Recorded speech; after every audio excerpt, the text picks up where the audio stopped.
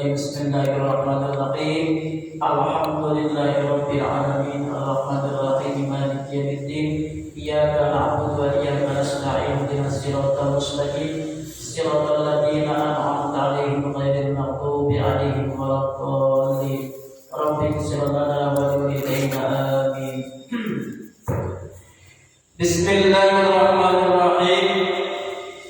Bismillahirrahmanirrahim. Kalimat Bismillahirrahmanirrahim itu kata Imam Ghazali, kalimatul bismillah, ada dibaca basmalah, ada dibaca bismillah. Kalimatul basmalah itu arba'un.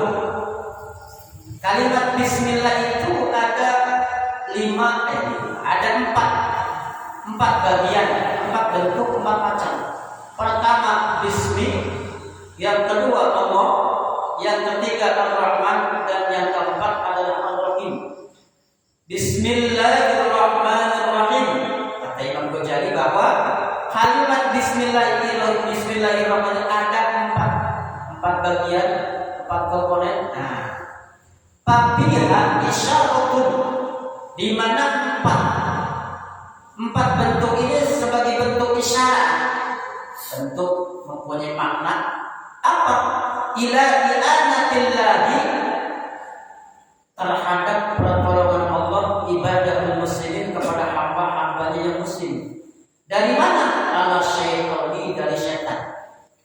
Nah, dari mana yang saya temukan? Fa'innahu, bahwa Allah itu dalam firman-Nya dalam Al-Quran, di mana ini kan perjanjian iblis, ya kan?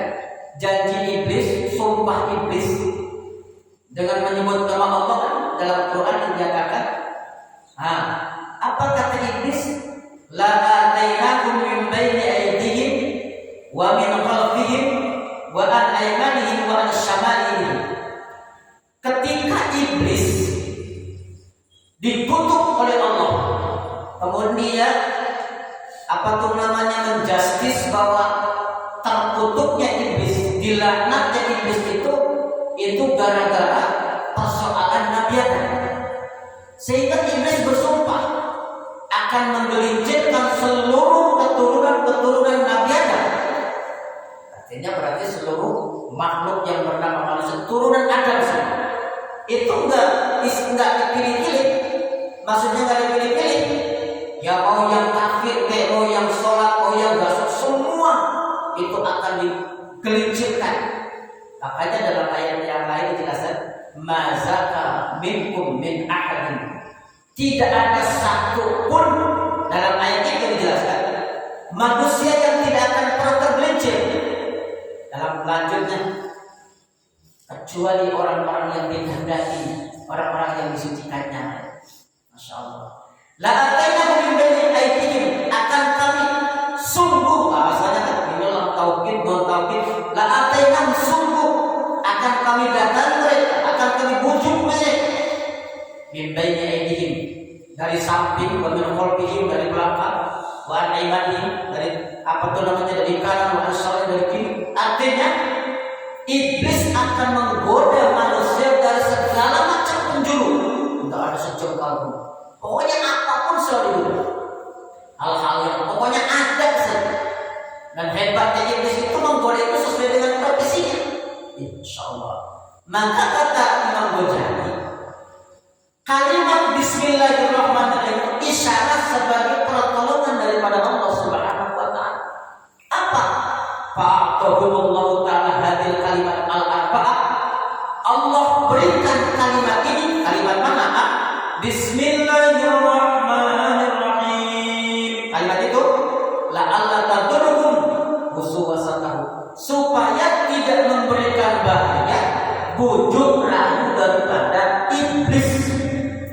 Dan kalimat bismillah itu sendiri, Bismillahirrahmanirrahim, itu makanya kan kata Imam Ali, segala macam aktivitas itu sangat dianjurkan dengan kalimat Bismillahirrahmanirrahim. Contoh, kita bangun tidur, Bismillahirrahmanirrahim. Mau tidur tak Bismillah?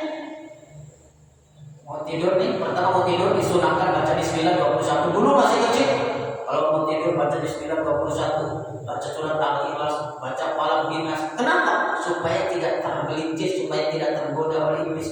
Paling tidak nggak kesurupan, paling tidak nggak pakai tarik, paling tidak nggak mimpi buruk. Ya, kenapa?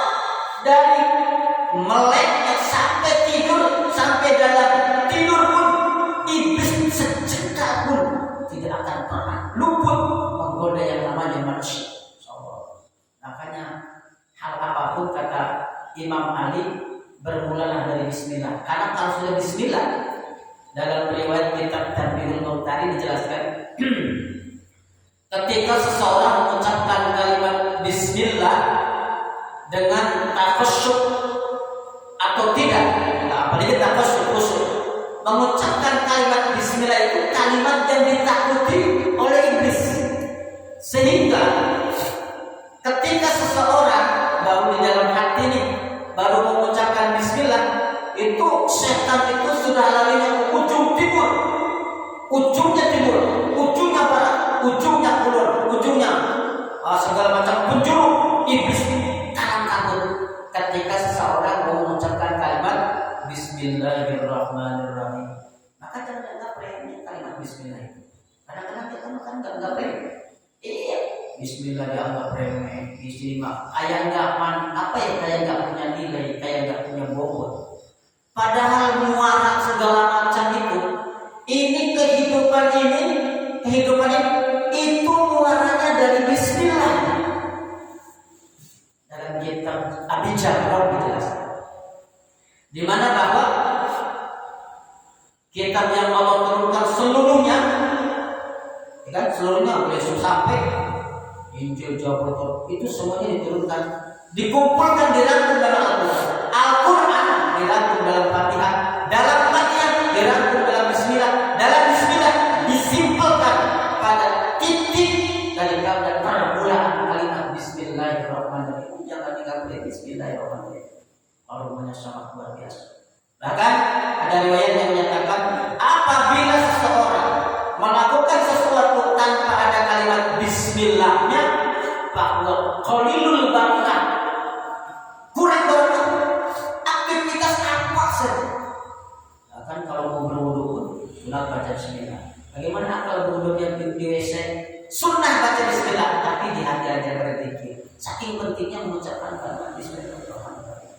Bahkan kata Imam Ghazali dalam kitab Ihya Ulumuddin dijelaskan, barang siapa yang makan, pertama makan ini pakai tangan ini yang nasi, bismillah pakai garam, habis itu nyemol lagi bismillahirrahmanirrahim, nyemol lagi bismillahirrahmanirrahim. Jadi pertama bismillah makan, habis itu bismillahirrahmanirrahim makan, bismillahirrahmanirrahim makan. Apa kata Imam Ghazali? Orang tersebut terbebas dari segala macam penyakit, termasuk penyakit hati. Apalagi dari kalimatnya bismillahi la yadurru ma'asmi syai'un fil ardi wa fis samai wa huwas samiul alim. Itu kalimat bismillahi la yadurru itu maknanya apa sih, Pak? Maknanya di dalam bismillahi la yadurru ma'asmi syai'un fil ardi wa fis samai, dengan mengucapkan kalimat bismillah, makhluk di langit, makhluk di bumi tidak akan memberikan madarat. Ini biasanya kalimat-kalimat ini apa diucapin dalam zikir-zikiran hijab. Bismillahirrahmanirrahim. Dulu waktu zaman masih kecil, masih mondok, katanya kan, ini puasa segala macam. Ini kalau kita baca kita minum racun aja gampang. Dulu kan.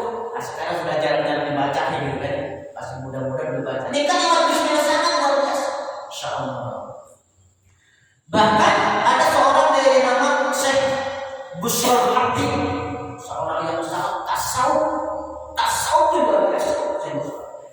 Jangankan Syekh Busrul Haqi ceritanya, ada Syekh Busrul Al-Haq.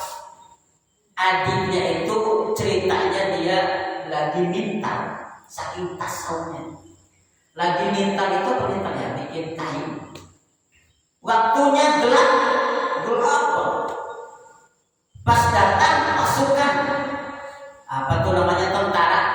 datang tentara itu di dekat rumah dia itu bikin obor, bikin apa tuh namanya, obor, colen segala macam. Nah dalam pikirannya, mumpung apa? Mumpung ada cahaya, saya mau minta. Selesai itu dalam kisahnya dia tanya sama apa tuh namanya, sama Imam Hambali, bagaimana Pak Imam? Semalam saya minta gelap, habis itu ada pasukan raja, dia bikin obor di situ, saya manfaatkan cahayanya. Apa itu namanya, kata Imam Hambali, tidak boleh. Itu tidak boleh. Kenapa? Karena berarti kamu ngambil cahaya punya orang. Saking tasawufnya. Padahal ini adiknya Busrul Haq itu adiknya gubernur, tapi sangat luar biasa kehati-hatiannya dalam berusaha dalam beribadah. Iya dalam seperti itu aja. Itu kan sebenarnya begini, hal-hal yang haram, hal-hal yang syubhat, yang makruh, yang kita makan, yang kita pegang, yang kita pakai, itu masih pengaruh dalam kita. Pernah nggak kata Imam Ghazali begini, kata Imam Ghazali, kekurangan ibadah kita dalam diri kita, ya kan? Itu efek bisa jadi pakaian kita, baju kita, bisa jadi dari makanan kita, bisa jadi dari usaha kita. Ya Allah, pernah nggak dalam doa kita, ya Allah, orang lain bisa sholat tahajud, orang lain buat duha, orang lain istiqomah begini, orang lain kok senang kali baca Quran, orang lain senang zikir malam, orang lain senang baca tahlil, orang lain senang ibadah, kuat ibadah. Kenapa saya enggak? Pernah nggak dalam pikiran kita seperti itu? Enggak pernah. Kata Imam Ghazali, soalnya kita enggak pernah minta, enggak pernah minta menjadi orang yang dekat dengan Allah. Enggak pernah kita. Maaf kata saja. Kita kan lebih banyak urusan dunia yang kita minta. Kadang-kadang kita sholat hajat karena ada kebutuhan. Kita sholat doa karena ada kebutuhan. Jadi kita itu meminta kepada Allah karena kita punya kebutuhan. Ketika kita sudah nggak butuh lagi, kadang-kadang kita tinggalkan Allah. Kan begitu. Itu umumnya seperti itu. Contoh lagi, kalau kita sakit, nama Allah disebut terus. Kalau sudah sehat, jangankan menyebut nama Allah, makan aja nggak sempat bismillah. Itu kan kita. Insya Allah. Maka mudah-mudahan ini kitab ini istilahnya mengetuk pintu hati kita. Sejauh mana kita dekat dengan Allah. Sehingga kata kitab tasawuf juga dijelaskan. Untuk mengetahui sejauh mana dirimu dekat dengan Allah, untuk mengetahui sejauh mana kamu dekat dengan Allah, maka tanya pada hatimu sejauh mana kamu dekat dengan Allah. Untuk mengetahui Allah dekat dengan kamu, maka tanya hatimu sejauh mana kamu dekat dengan Allah. Ketika kamu dekat, Allah dekat. Ketika kamu jauh, maka Allah pun jauh. Dari mana ukurannya? Tanya pada dirimu. Selama ini kita merasa dekat nggak dengan Allah? Perintah Allah di nomor berapa? Perintah Rasul di nomor berapa? Perintah Quran di nomor berapa? Kalau kita mengatakan perintah Allah nomor sekian, maka diri pun di hadapan Allah akan diperhitungkan. Sama dengan begini, contoh logika saja. Ketika ada orang menomorsatukan saya, contoh, ada orang menomorsatukan kita. Pokoknya ada orang yang begitu mengistimewakan, itu kan? Pak Zul, pokoknya luar biasa istimewa. Maka otomatis Pak Zul pun akan mengistimewakan orang itu. Ketika umpama seseorang sebaliknya, maka akan sebaliknya seperti itu. Maka kata Imam Ghazali, ketika kamu merasa dekat dengan Allah, maka tanyakan pada dirimu, karena Allah itu tergantung kamu. Ketika kamu dekat, maka Allah dekat. Ketika kamu menjauh, maka Allah pun menjauh. Dari mana itu?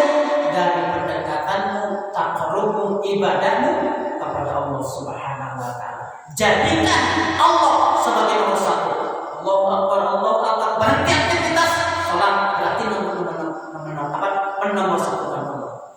Dengan kata berapa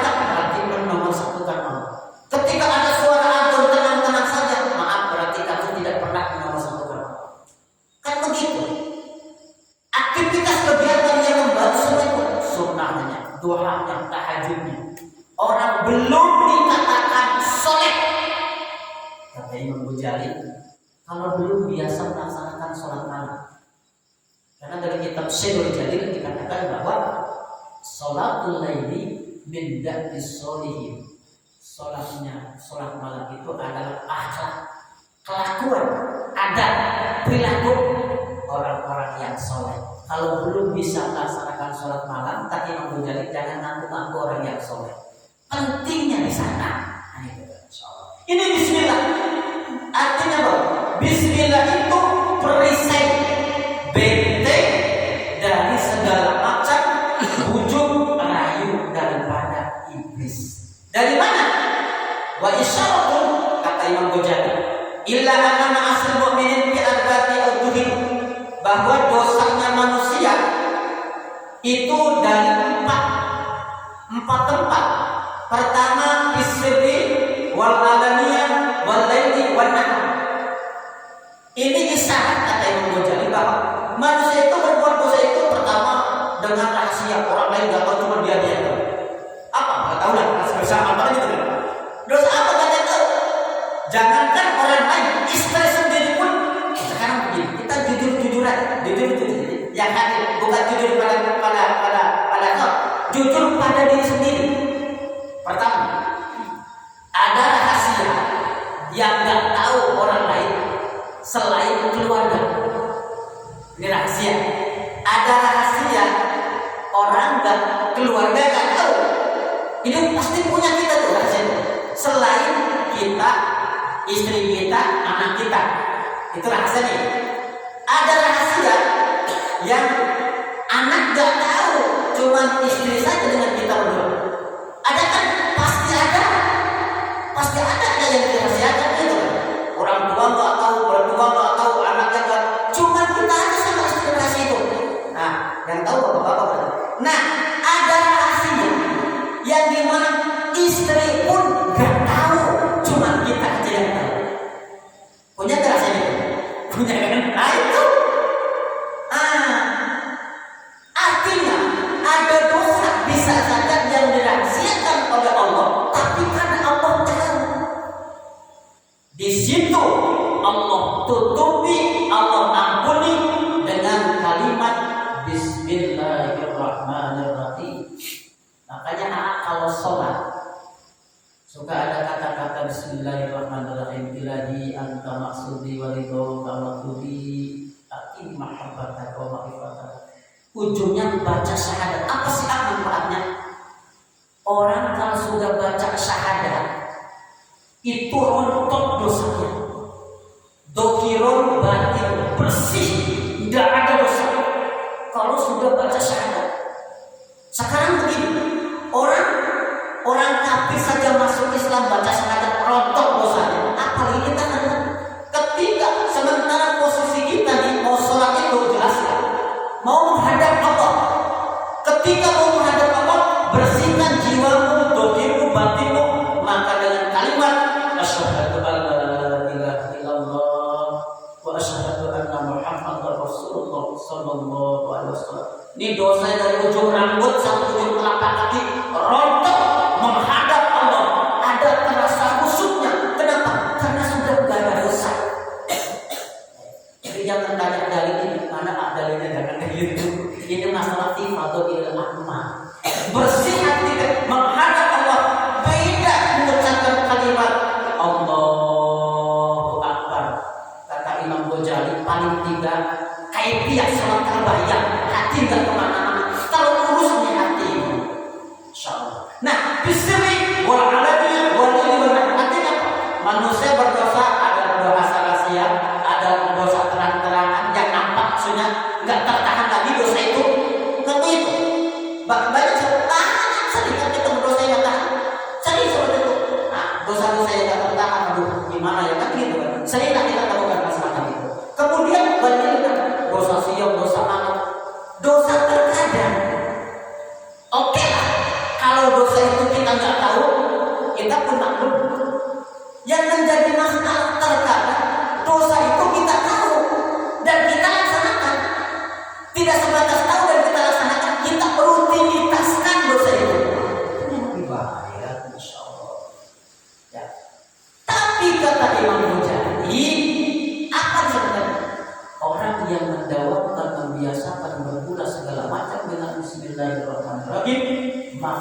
Bismillah itu perisai, benteng, penghapus. Kata Imam Ghazali, orang 24 jam siang malam rahasia dan apa itu dosa.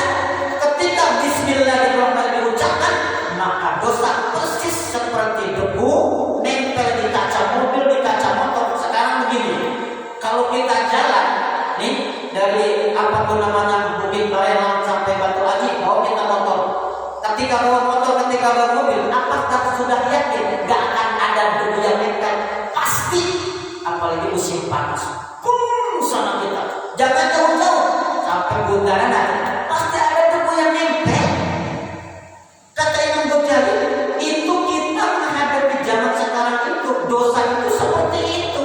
Maka dengan Bismillah ibarat tampil sedih disemprot gulung semua dosa-dosa itu. Maka jangan dianggap remeh bacaan kalimat Bismillah itu sendiri. Nah, apa kata Imam Ghazali? Fa'atahu maka Allah subhanahu wa ta'ala mukmin hadihi kalimat Bismillah liyadzirha untuk bisa terampuni dengan kalimat Bismillahirrahmanirrahim lahu bagi mereka biha dengan kalimat Bismillahirrahmanirrahim. Maka kesimpulan daripada maqal Imam Ghazali ini, jangan dianggap remeh kalimat Bismillah. Segala macam aktivitas yang diawali dengan Bismillah akan penuh dengan barokah. Bahkan ada khusus dalam kitab hikmah, orang terutama yang tukang masak, orang kalau masak tawasul sama Siti Fatimah diawali dengan kalimat Bismillah saja. Bismillahirrahmanirrahim. Masakan itu pasti enak. Kalau asin enak asinnya, kalau pedas enak pedasnya, pokoknya serba enak. Karena barokah dari kalimat Bismillahirrahmanirrahim. Jamaah yang dirahmati Allah Subhanahu wa taala, mungkin pertemuan kali ini hanya yang bisa saya sampaikan. Mudah-mudahan mengenai masalah penjabaran Bismillahirrahmanirrahim yang disampaikan oleh Imam Ghazali menjadi sebuah apa itu namanya wawasan pengetahuan bagi kita, agar lebih kita memahami apa sih hakikat daripada kalimat Bismillahirrahmanirrahim. Ternyata kalimat Bismillahirrahmanirrahim itu sendiri, mengucapkan kalimat Bismillahirrahmanirrahim penuh dengan keberkahan dan kemuliaan. Terima kasih hanya yang saya. Terima kasih. Wallahul muwaffiq. Assalamualaikum warahmatullahi wabarakatuh.